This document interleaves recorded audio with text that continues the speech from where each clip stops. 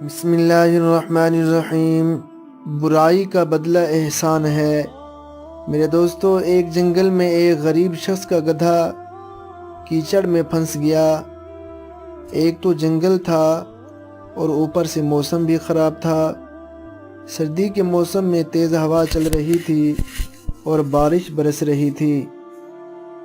اس مصیبت میں مبتلا ہونے پر وہ شخص سخت مشتعل ہوا، یعنی کہ سخت پریشان ہوا، اور غصے میں اس نے گدھے سے لے کر اس ملک کے بادشاہ تک سب کو برا بھلا کہہ دیا۔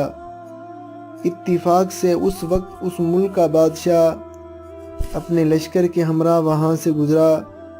اس نے جب اس شخص کی بد کلامی کو سنا تو وہاں رک گیا اور اپنے لشکریوں کی جانب متوجہ ہوا تاکہ وہ اسے اس معاملے میں کوئی مشورہ دیں۔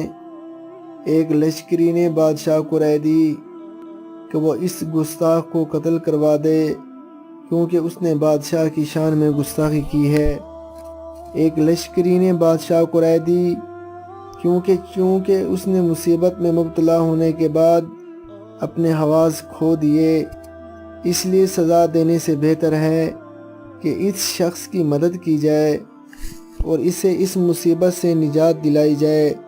یہ اس پر بہت ہی بڑا احسان ہوگا۔ بادشاہ نے اپنے اس لشکری کی رائے کو فوقیت دی اور اس شخص کا گدھا کیچڑ سے نکلوایا اور اسے سواری کے لیے ایک گھوڑا، لباس اور نقدی عطا کی۔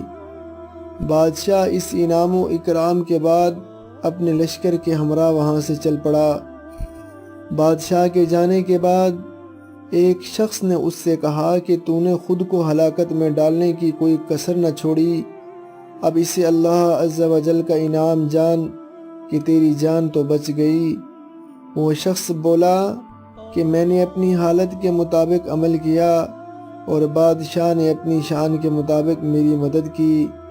حقیقت یہ ہے کہ برائی کے بدلے بھلائی کرنا جوان مردوں کا شیوا ہے۔